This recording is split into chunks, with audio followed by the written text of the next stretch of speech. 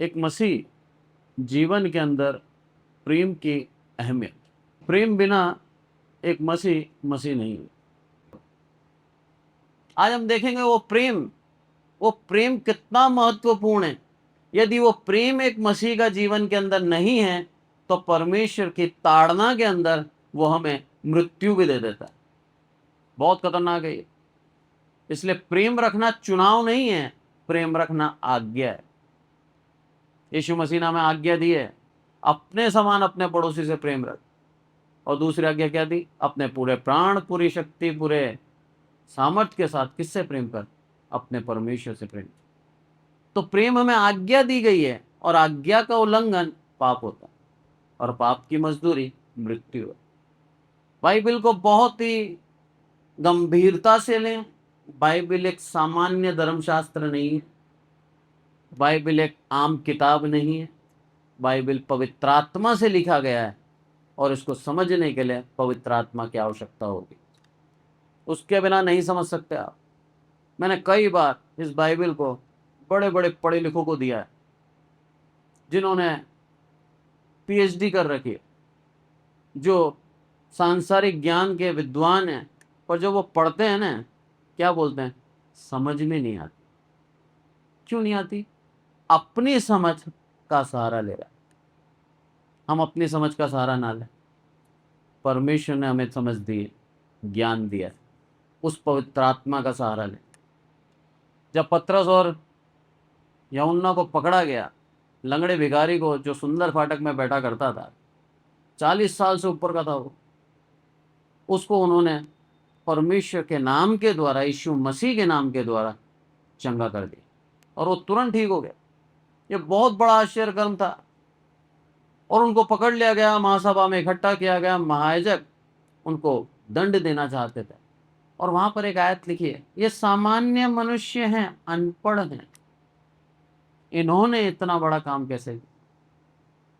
सोच में पड़ गए, क्योंकि शास्त्री फरीसी 20-20, 25-25 साल शास्त्र को देते थे, तब जाके वो उस पद को हासिल करते थे, तब जाके वो फरीसी कहलाते थे, तब जाके वो शास्त्री कहलाते थे, क्योंकि इतना समय उन्होंने दिया है ज्ञान के अंदर, और विद्वान थे वो, पर उनका ज्ञान मूर्खता साबित हुआ, क्योंकि उन्होंने यीशु मसीह के ऊपर विश्वास नहीं किया।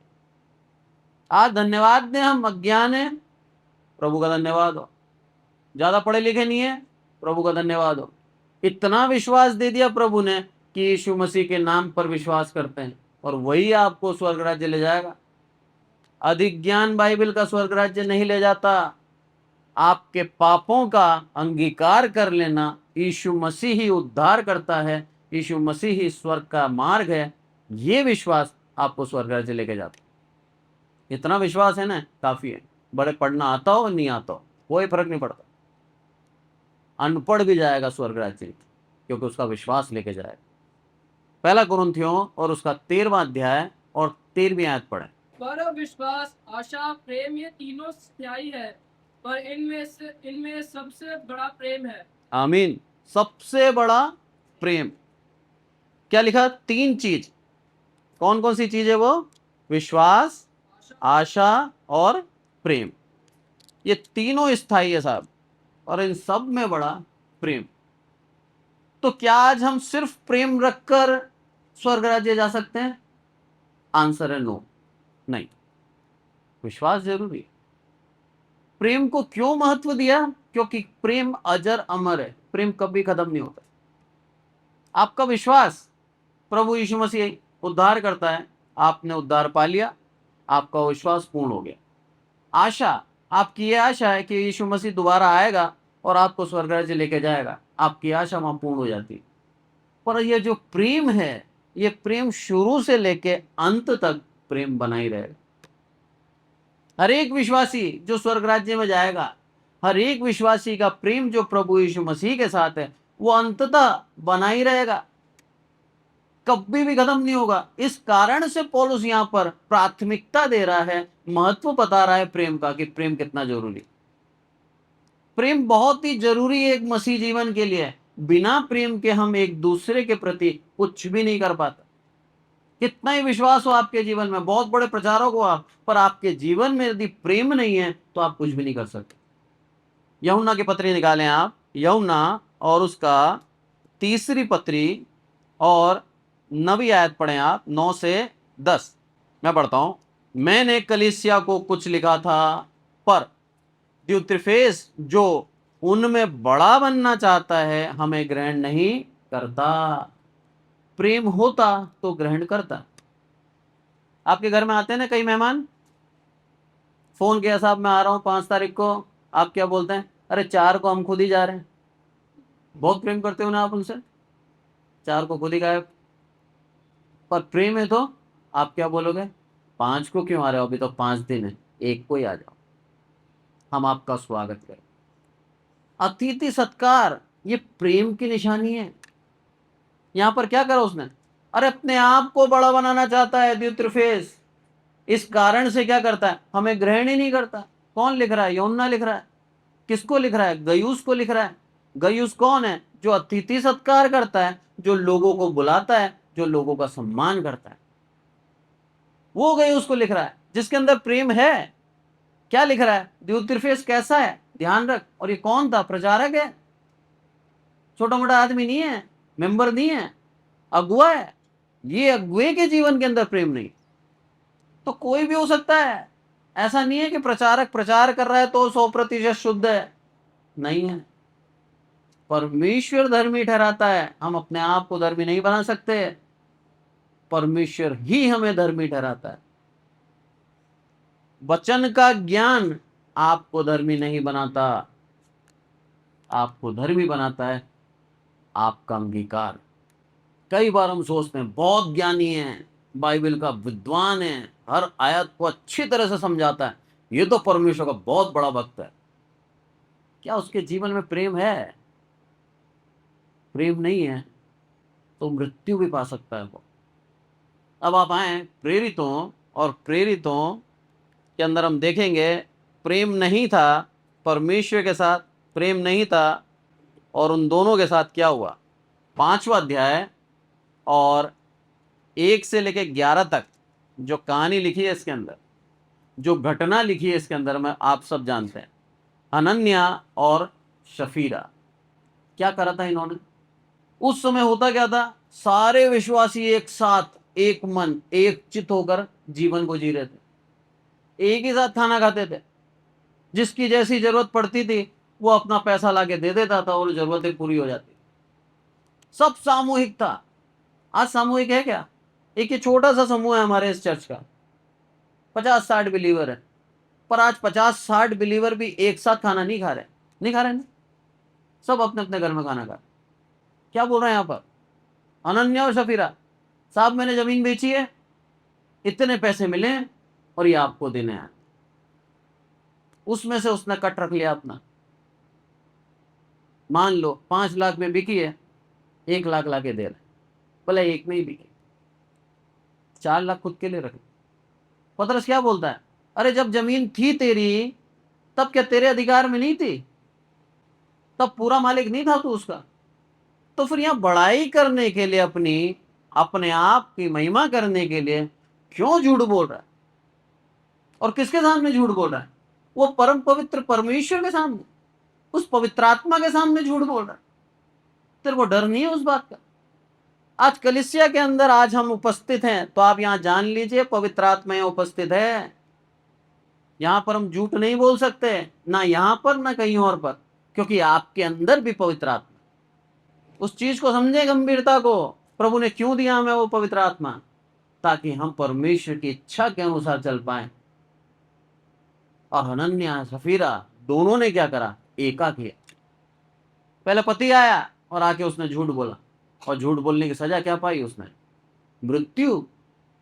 मर गया वो, उसको गाड़ दिया। बाद में उसकी पत्नी आई ढूंढते हुए, बोला मेरा पति आया था। उसको क्या सजा मिली? मृत्यु, क्योंकि उसने भी झूठ बोला।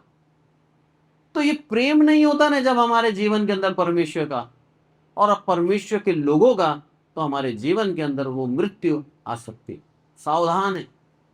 आज का संदेश डराने के लिए नहीं है, आज का संदेश प्रेम के अंदर बढ़ने के लिए। परमेश्वर चाहता है हमें, जब एक झुंड बनाया है, लिखा है वचन के अंदर, एक छोटा झुंड, मत डर मैं तेरे साथ, तो झुंड के अंदर प्रेम भी होना जरूरी है। क्यों लिखा है मालूम है प्रेम? लिखा है 2 व्यक्ति एक मन से प्रार्थना करते हैं तो मैं उसकी सुनता हूं, जरूर सुनता हूं।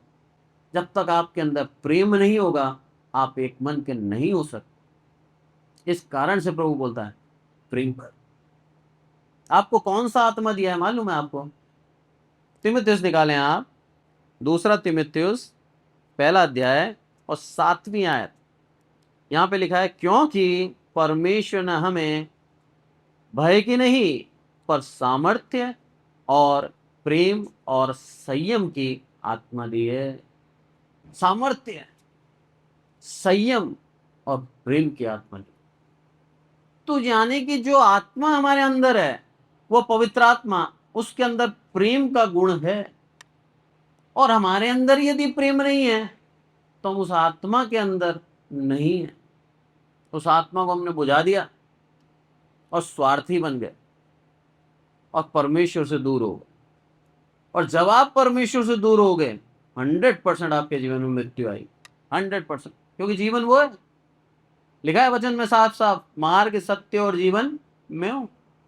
जब हम प्रभु यीशु मसीह से दूर होते हैं, आत्मा को शोकित करते हैं, आत्मा को बुझा देते हैं, तो हम खुद मृत्यु के पास जा रहे हैं, प्रभु नहीं दे रहा। उस चीज को समझना है हमें। तो हमारे जीवन के अंदर प्रेम बहुत ही बहुमूल्य है। इस प्रेम को बनाए रखें। विश्वास द्वारा हम प्रभु को प्रसन्न करते हैं। आप निकालें इफिसियों और उसका 2:8। क्योंकि विश्वास के द्वारा अनुग्रह ही से तुम्हारा उद्धार हुआ है, और यह तुम्हारी ओर से नहीं वरन परमेश्वर का दान है। आमीन। विश्वास क्यों जरूरी है? क्योंकि विश्वास के द्वारा अनुग्रह ही से तुम्हारा उद्धार हुआ है। विश्वास जब हमने किया तो इब्रानियों 11:6 में लिखा है, विश्वास बिना उसको प्रसन्न करना अनहोना है।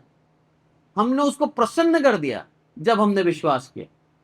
और जब प्रभु परमेश्वर प्रसन्न हो गया तो हमको क्या दिया उसने? अनुग्रह दिया। और उस अनुग्रह के द्वारा हुआ क्या? उद्धार पाया हमने, जो दान में पाया हमने। हमारे कामों के द्वारा नहीं है, परमेश्वर के अनुग्रह के द्वारा है वो। इस कारण से विश्वास बहुत जरूरी है ताकि हम उद्धार पाए। साफ साफ लिखा है। पर प्रेम बहुत जरूरी है ताकि हम जीवित रहें। प्रेम बहुत जरूरी। प्रेम के बिना आप कुछ नहीं कर सकते। अब दोबारा पहले कुरिन्थियों और उसका 13वें अध्याय में है और पहली आयत पढ़ें। पहला कुरिन्थियों 13:1।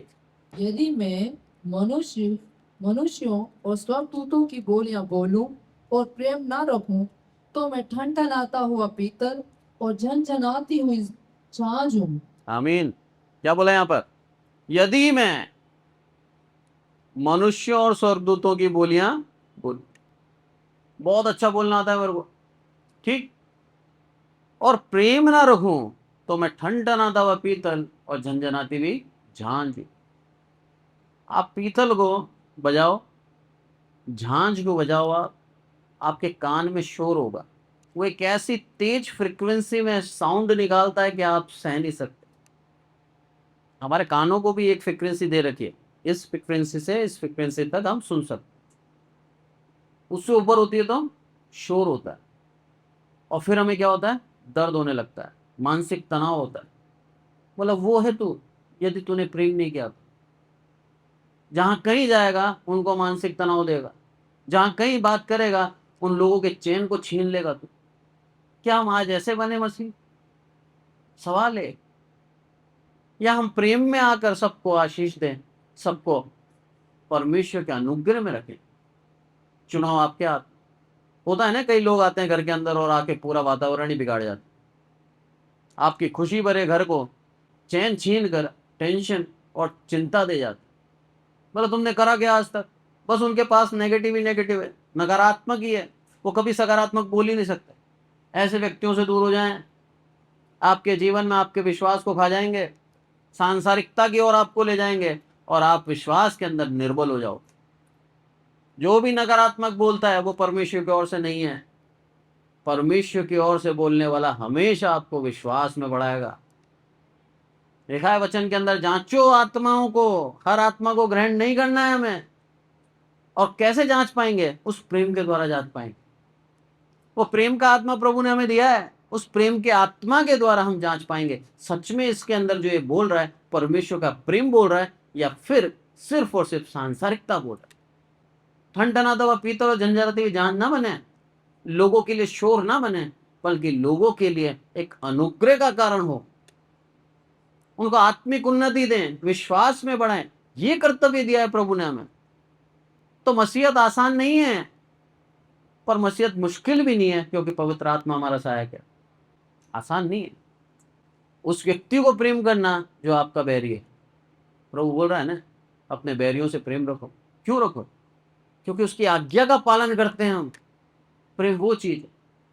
इस कारण से हमें प्रेम के लिए बार बार प्रेरित करता है कि हम क्या करें, प्रेम रखें। यीशु मसीह के सामने एक व्यक्ति आया और बोलता है, अगर मेरा भाई मेरे विरुद्ध पाप करे तो मैं क्या करूं? बोला क्षमा करो। बोला कितनी बार? बस दिन में 7 बार आया तो? बोला 7 की गुनो 70 बार क्षमा कर। उसको क्षमा ही करना है तुझे। क्यों करना है क्षमा? क्योंकि वो प्रेम दर्शाता है। आप अपने बच्चे से प्रेम करते हैं, आप बच्चे की बड़ी से बड़ी कमी को खत्म कर देते हैं प्रेम के अंदर। क्या उसे बार बार ताना मारते हैं? क्या नहीं मारते। उसके सुधार के लिए एक बार उसको समझा देते हैं और उसके बाद उसकी गलती को दोहराते नहीं है। क्यों? क्योंकि आप उससे प्रेम करते हैं। ये है प्रेम। गलतियों के ऊपर पर्दा डालने वाला प्रेम है। प्रभु वही प्रेम हमसे करता है। हमारे अधर्म को क्षमा कर देता है, ढांप देता है, कोई नहीं देख पाता। इस कारण से प्रभु बोलता है प्रेम कर। और जब हम प्रेम करते हैं तब हम फल लेके आते हैं, तब हम मसीह में बढ़ते हैं। इस कारण से प्रभु हमें बहुत ही उत्तम तरीके से यहां पर सिखा रहा है प्रेम। एक और आयत देखेंगे हम, रोमियो और उसका 13 का 8। यहां पर फिर एक बार पौलुस बहुत ही स्पष्टता से प्रेम के विषय में समझा रहा है हमें। क्या बोलता है यहां पर? आपस हाँ। के प्रेम को छोड़ और किसी बात में किसी के कर्जदार ना हो, क्योंकि जो दूसरे से प्रेम रखता है उसी ने व्यवस्था पूरी की। आमीन। क्योंकि जो दूसरों से प्रेम रखता है उसने व्यवस्था पूरी कर दी। कैसी बात है ना, प्रेम करना है हमें, और ये प्रेम हमें क्या कर रहा है? ना करते हुए प्रभु से दूर कर रहा। सारी व्यवस्थाओं को निचोड़ कर दिया प्रभु ने उस प्रेम के अंदर। इस कारण से प्रेम को महत्व देते हुए, महान करते हुए प्रभु ने हमें एक शिक्षा दी है, प्रेम कर। आपस में एक दूसरे के प्रेम के कर्जदार हो। पर आज प्रेम के हैं क्या? प्रेम छोड़ के हर चीज के कर्जदार है। पैसे ले लिए, चलो पैसे नहीं है, ला तेरे कपड़े दे दे। जूते ले लिए, बाइक ले गए, हर एक प्रकार के कर्जदार है। और जब वापस देते हैं तो उसके अंदर कमी घटी हो जाती, जूते थोड़े से गंदे हो जाते, बाइक ठुक गई, बिगड़ गया व्यवहार। पर जब आपने प्रेम किया उसके साथ तो सामने वाला भी आपको प्रेम करेगा। इस कारण से प्रभु बोल रहा है प्रेम के कर्जदार हो जाए और तेरा प्रेम बढ़ता जाए। परमेश्वर के लोग कहलाओ तुम, और लोग कहने पाए तुम्हारे लिए एक सच्ची गवाही हर परिस्थिति में सबको प्रेम करता है। अब आप देखिए, बिना प्रेम के जब हम प्रभु भोज में से भागीदार होते हैं तो उसकी ताड़ना क्या है? निकालें आप 1 कुरिन्थियों और उसका 11वां अध्याय 27 से लेकर 32 तक पढ़ा। इसलिए जो कोई अनुचित रीति से प्रभु की रोटी खाए या उसके कटोरे में से पिए, वह प्रभु की देह और लहू का अपराधी ठहरेगा।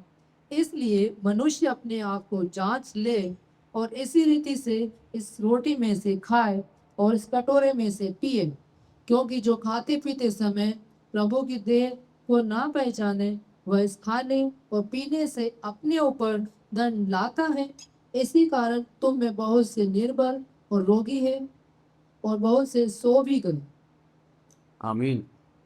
बहुत से निर्बल, रोगी और बहुत से सो भी गए। सो गए मतलब मर गए। कारण क्या था? अनुचित रीति से उस मेज में से भागीदार हो। अनुचित क्या है? उचित रीति और क्या है अनुचित रीति? हम कई बार सोचते हैं अनुचित मतलब पाप कर लिया और पाप के बाद उसमें तो भागीदार हो। अरे पाप तो सभी कर रहे हैं। दुनिया के अंदर ऐसा एक व्यक्ति बता दो यीशु मसीह को छोड़कर जिसने पाप ना किया हो। जिसने भी गर्भ से जन्म लिया है यीशु मसीह को छोड़कर, हर एक व्यक्ति ने पाप किया। क्योंकि हम ये नहीं कह सकते कि मैंने पाप नहीं किया। अगर हम ऐसा कहते हैं तो यीशु मसीह को झूठा साबित कराते हैं। तो पापी सब हैं, पर अनुचित रीति क्या है और उचित रीति क्या है?